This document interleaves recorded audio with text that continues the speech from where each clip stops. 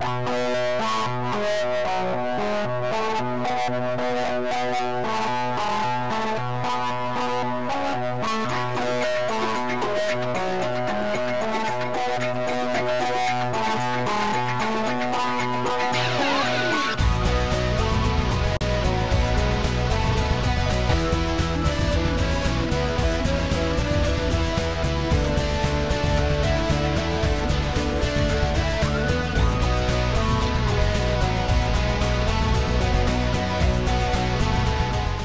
horsemanship is understanding first and foremost how horses think. Horses and humans think totally differently. Horses being prey animals, humans being predators. And natural horsemanship has allowed me to go deeper into the psychology of herd environment, and as a horseman I've got to understand the horse first and foremost. Why is it important to know about the prey-predator relationship and, you know, about herds, etc., when I'm just me riding on my single horse and he's not in a herd? Horses look for leadership. If we, as a horse's partner, don't show strong leadership, sometimes trouble can start. People have invented the term a vice. Horses have vices. They won't go into trailers, they buck, they rear, they shy out in trail rides. So we have to prove to our horses that we can show leadership, we understand how they think first and foremost, then show leadership, and our horses then will become a natural follower. But up until then, our horses are looking for leadership. If a horse cannot find leadership in the human, they'll try and become the leader themselves. Horses, as herd animals, desire and require social structure. If every horse was let loose in the local area here, and there wasn't any internal fences, all the horses would join up in perhaps one large herd, or perhaps 2 or 3 smaller herds. They would sort out a hierarchy. They would know who's in charge, all the way down to the least in charge. And that's how they live. They need to know that the leader is going to be a strong leader for safety. A lot of horses are quiet for us at low levels of energy. We can catch our horses, maybe saddle up, perhaps walk our horses. But as the energy picks up, the horses become more and more fearful. So we have to always keep on building on the trust with our horse.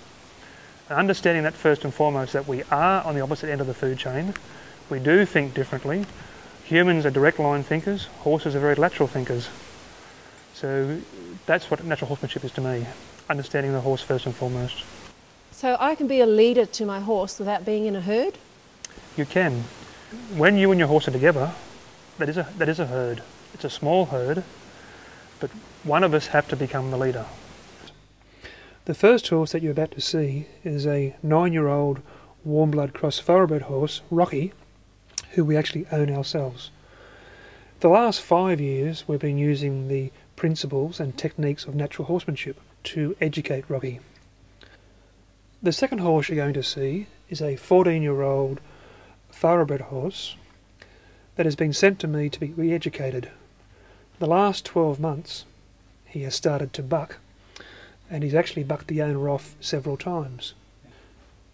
With the online techniques, we're going to start off by gentling our horse and then develop a system of communication with our horse by using steady and rhythmical pressure. As you apply these techniques and develop a stronger communication with your horse, you will become a better leader.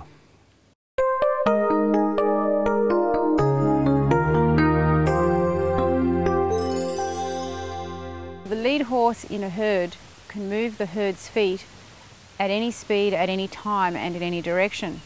For our horse to see us as a leader and to feel safe in our presence, he needs to know that we can move his feet at any speed, in any direction, and at any time.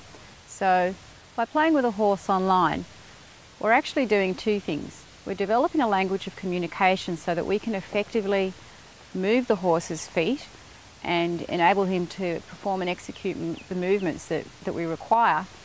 But we're also developing some trust and some leadership here, because the horse is starting to realise that we can move his feet in any direction, at any speed, and at any time. We start low energy and ask for very simple manoeuvres, but eventually as you'll see on this video, we ask for more complicated manoeuvres at greater distances and at greater speed. The more we can move the horse's feet accurately, the more the horse is impressed by us as his leader, and the more of a partnership we begin to create and to develop.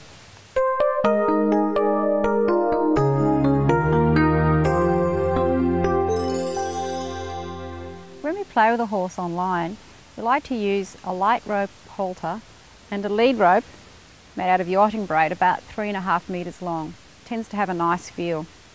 When we put the halter on, we're going to pass the rope or the halter under the horse's neck. I'm going to open the halter and ask him to put his nose into the halter. I'm going to feed the end of the halter through the loop, adjust it, and I'm going to tie the knot around this little loop like this towards the tail.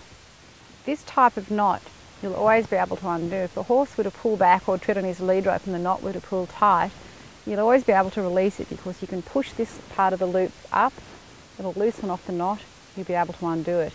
The knot we don't want to tie is this knot. If the horse pulls back, this knot will pull tight and you'll never be able to get it undone. Okay, so the way we need to tie it is around this loop.